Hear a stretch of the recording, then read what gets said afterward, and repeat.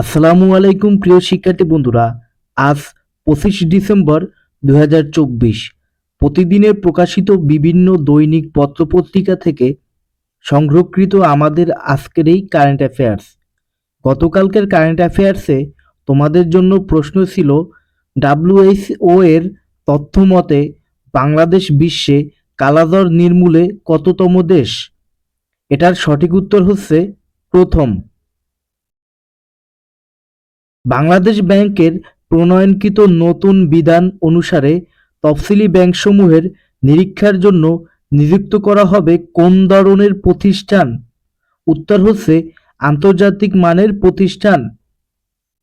বাংলাদেশ কোন দেশ হতে সবচেয়ে বেশি কয়লা আমদানি করে? উত্তর হচ্ছে ইন্দোনেশিয়া। বিদায়ী অর্থবছরে বাংলাদেশ তৈরি পোশাক রপ্তানি করেছে কত ডলার? উত্তর হচ্ছে ৩,৬৩৭ কোটি ডলার। যুক্তরাষ্ট্র সরকার পানামা খালের নিয়ন্ত্রণ পুরোপুরি পানামা সরকারের কাছে ছেড়ে দেয় কত সালে? উত্তর হচ্ছে ১৯৯৯ সালে।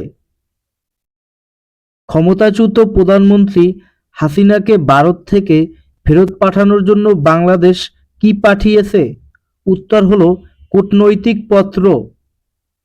বাংলাদেশ ও ভারতের মধ্যে বন্দি প্রত্যার্পণ চুক্তি স্বাক্ষরিত হয় কত সালে? উত্তর হচ্ছে ২০১৩ সালে।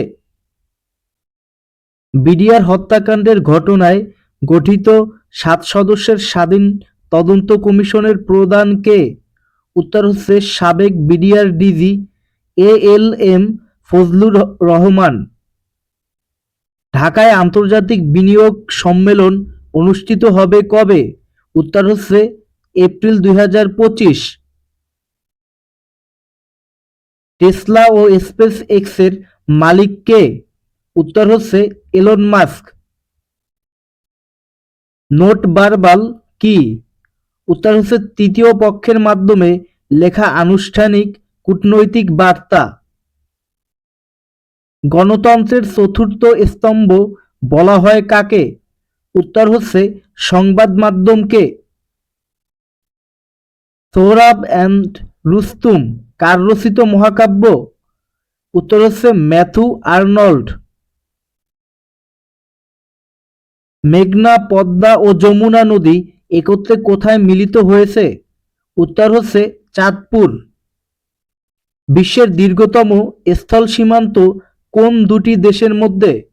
উত্তর হলো যুক্তরাষ্ট্র ও কানাডা। শিক্ষার্থী বন্ধুরা, আগামীকালকে তোমাদের জন্য কুইজ থাকবে। ডিজিটাল মুদ্রা বিটকয়েন এর উদ্ভাবক হিসেবে কাকে বিবেচনা করা হয়? ভিডিওটি ভালো লাগলে অবশ্যই আমাদের ডেইলি শিক্ষা ইউটিউব চ্যানেলকে সাবস্ক্রাইব করবে। ধন্যবাদ সবাইকে।